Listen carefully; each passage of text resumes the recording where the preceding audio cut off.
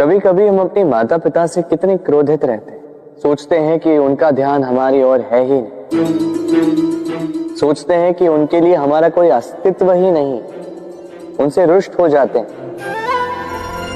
किंतु क्या कभी आपने अनुभव किया है, हमारी आंखों से हमें हमारी नाक कभी दिखाई नहीं देती, क्योंकि वो आंखों के बहुत ही निकट है, आंखों के मध्य में। किंतु जब कोई मुख पर प्रहार करे, हाथ सबसे पहले नाक के क्षेत्र को ही ढक लेते हैं। माता पिता भी कुछ ऐसे ही होते हैं, आपकी भलाई के लिए, आपकी सुरक्षा के लिए सदा तत्पर रहते हैं। इसलिए उनके प्रेम को कभी मत आंकें। आवश्यक नहीं कि उनका प्रेम आपको हर बार स्पष्ट रूप से दिखाई दे, क्योंकि ये ऐसा प्रेम है जो निरंतर आपके साथ ढाल बनकर आपकी रक्षा करेगा। राधे राधे। जब हिरणी के शावक संकट में हो, जब उन्हें सिंह से प्राणों का संकट हो, तब हिरणी भी आके सिंह से लड़ पड़ती है, उससे भिड़ पड़ती है, क्योंकि वो मां है और मां अपनी संतान के लिए कुछ भी कर सकती है। ये ममता है, ये जितनी कोमल हो सकती है उतनी ही कठोर भी हो सकती है, और अपनी संतान के हित के लिए वो क्रोध की पराकाष्ठा पार करते हुए अपनी संतान की सुरक्षा करके ही रहेगी।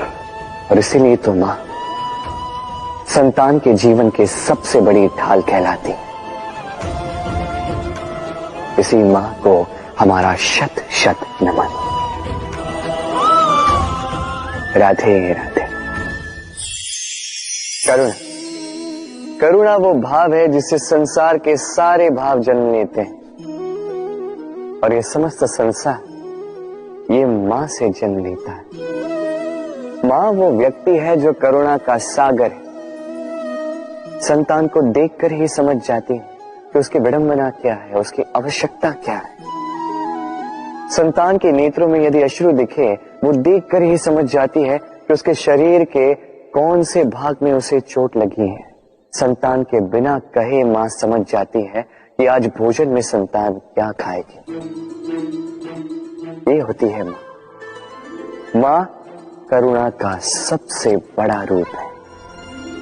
और आज के युग में मनुष्य जो है, थोड़ा भी आगे क्यों ना निकल जाए, मां को तो पीछे ही छोड़ देता, मां को भूल ही जाता है। ये भूल आप कभी ना करें, कभी ना करें, क्योंकि मां वो करुणा है तो यदि आपके जीवन से चली गई, उसके पश्चात आप जीवन अवश्य जिएंगे, किंतु कभी जीवन जी नहीं पाएंगे। उसके पश्चात आपके जीवन से आपका ये मूल्यांकन, आपके जीवन से करुणा का ये भाव, ये भी आप खो दोगे। आपकी मां सबसे अधिक महत्वपूर्ण है। यदि मां को खो दिया तो समझ लीजिए सब कुछ खो दिया। इसलिए मां को सदैव स्मरण रखिए, सदैव उसे प्रेम दीजिए, और मेरे साथ कहें राधे राधे राधे। आज विजयदशमी, वो दिन है जब श्री राम ने रावण का वध किया। वो दिन है जब श्री राम ने लंका पर विजय प्राप्त की। लोग कहते हैं कि ये अच्छाई की बुराई पर विजय का प्रतीक है। इसे देखने का एक और रूप भी है। जी हां, ये प्रेम के विजय का भी प्रतीक है, ये परिवार के विजय का भी प्रतीक है। आपको तो ज्ञात होगा ही कि रावण महाज्ञानी था, महाशक्तिशाली था, महादेव का परम भक्त था रावण। अब जो व्यक्ति कैलाश पर्वत उठा सकता था, वो व्यक्ति स्वयं एक कटे हुए वृक्ष की भांति श्री राम के चरणों में गिरा हुआ था। क्यों? क्योंकि राम के साथ लक्ष्मण था, वही रावण के साथ विभीषण भी नहीं था। एक और परिवार में बढ़ता प्रेम था, तो दूसरी ओर परिवार में बढ़ती दरार। स्मरण रखिए, यदि संसार पर विजय प्राप्त करनी है तो सर्वप्रथम परिवार में प्रेम बनाए रखना होगा। परिवार में केवल प्रेम बढ़ाइए, द्वेष कभी नहीं। आप सदैव सुखी रहें और जीवन की हर बाधा पर आप विजय प्राप्त करें। राधे राधे। देखिए, कल जो आने वाला है उसके लिए आज को व्यर्थ करना अनुचित है। हमें इस प्रकृति से यही सोच, यही सीख पानी चाहिए। आज का ये क्षण ये कल नहीं आएगा, और कल जो क्षण आने वाला है वो आज को किसी भी प्रकार से प्रभावित नहीं करता।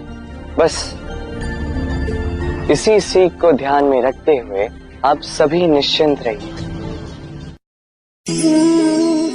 नवरात्रि का पर्व आरंभ हो चुका है और ये पर्व अत्यंत भव्य है, क्योंकि ये पर्व जगत माता से जुड़ा है। मां कितना छोटा सा शब्द है, किंतु ठीक से देखो तो समस्त संसार इसी शब्द में समा है। मां जो अपनी संतान के लिए हर संभव प्रयास करती है, कुछ भी करने के लिए सज्ज रहती है। मां जिसका सबसे बड़ा गुण निश्चलता, मन में ना कोई पूर्वाग्रह, ना कोई भेदभाव, ना कोई छल कपट, और इतनी भोली होती है मां। संतान भले ही झूठा रो दे, मां को लगता है कि कदाचित वास्तव में भूख लगी होगी। मां चाहे जन्म देने वाली हो, चाहे पालने वाली, स्वर्ग, ये स्वर्ग हमें मां के चरणों के नीचे ही प्राप्त होता है। इसी मां को हमारा शत शत प्रणाम। राधे राधे। हम सब ये मानते हैं कि हमें जीवन में कभी न कभी किसी न किसी स्थान पर प्रेम होता ही, फिर चाहे वो माता पिता को संतान से हो, ज्ञानी को ज्ञान से हो, किसी कलाकार को कला से हो, आदि इत्यादि। किंतु क्या वास्तव में ये प्रेम ही है? मोह भी तो हो सकता है। अब आप पूछेंगे कि प्रेम और मोह में अंतर क्या? अंतर है बंधन का, जो आपको बांधे वो मोह है। प्रेम नहीं, प्रेम वो जो आपको मुक्त कर विकास की ओर भेजे। चलो आपको एक उदाहरण देता हूं। कुछ माता पिता अपनी संतान को किसी अन्य नगर में पढ़ने के लिए भेज नहीं पाते, अपनी संतान को उसके मित्रों के साथ खेलने के लिए भेज नहीं पाते। चिंतित रहते हैं कि कहीं उनकी संतान को पीड़ा ना पहुंचे, और इसीलिए उसे बांध के रखते हैं। ये प्रेम नहीं है, ये मोह है। क्योंकि यदि ये प्रेम होता तो वो चाहते कि संतान माता पिता की छांव से बाहर निकलकर इस संसार को देखे, उसे समझे, उसे ज्ञान ले, अपनी अनुभवों से सीखकर अपना स्वयं का एक व्यक्तित्व बनाए। स्मरण रखिएगा, मोह से भय पैदा होता है और प्रेम से केवल आनंद। इसीलिए बांधिए मत, मुक्त कीजिए, क्योंकि यही प्रेम है। राधे राधे। सहनशीलता मां का दूसरा सबसे बड़ा गुण। कहते हैं कि धरती से अधिक सहनशील और कोई नहीं। उसे खोदने के पश्चात भी धरती हमें फसल देती है, किंतु मां, ये मां धरती से कम सहनशील नहीं। तनिक सोचिए, 9 माह तक संतान को अपनी कोख में रखना, क्या ये सहनशीलता कोई पुरुष दिखा सकता? क्या ये सहनशीलता कोई पिता दिखा सकता है? स्त्री में शील भले, सहनशीलता की परिभाषा उसे मां बनने के पश्चात प्राप्त होती है। स्वयं का अस्तित्व भुलाकर संतान का अस्तित्व बनाती है। शिशु की लात खाकर भी आनंद से उसे दूध पिलाती है। ये होती है मां, और इसी मां जननी को हमारा शत शत प्रणाम।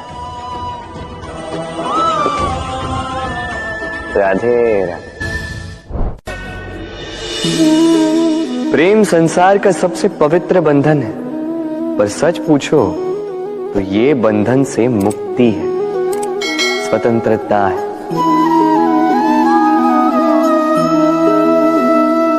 नहीं समझे? समझाता हूं।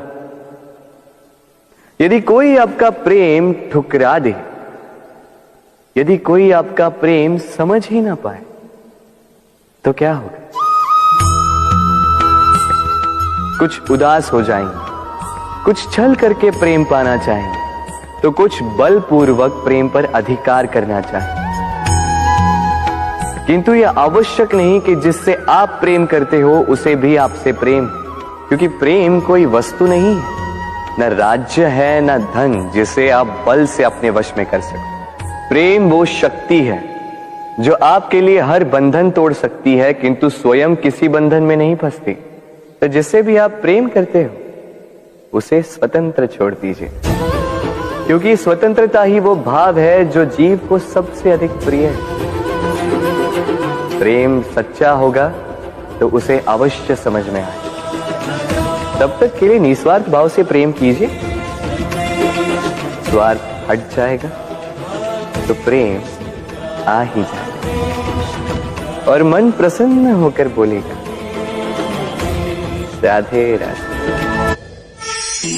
मां का एक और सबसे महान गुण, स्वयं को ढालने की अद्भुत शक्ति।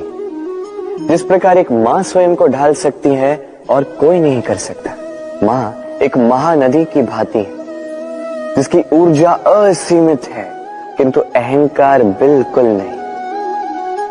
जिस प्रकार एक नदी ढलान के अनुरूप मुड़ जाती है, उसी प्रकार एक मां अपनी संतान के अनुरूप ढल जाती है, चाहे जैसी भी परिस्थिति हो। उसके सोने के समय के अनुरूप स्वयं का सोना, उसके जागने के समय के अनुरूप स्वयं का जगना, संतान की इच्छा का भोजन वो स्वयं का मनपसंद भोजन बना लेती। ये मां का आंचल ही तो है जो धूप में छाप बनकर आता है, जो शीत में कंबल बनकर आता है। मां ऐसी होती है कि संतान की निद्रा ना टूटे, इसलिए एक करवट सोने का अभ्यास कर लेती है, और इतना स्वयं को केवल वही ढाल सकती है जो संतान की ढाल बन सकती है। इसी मां को हमारा शत शत नमन। राधे राधे।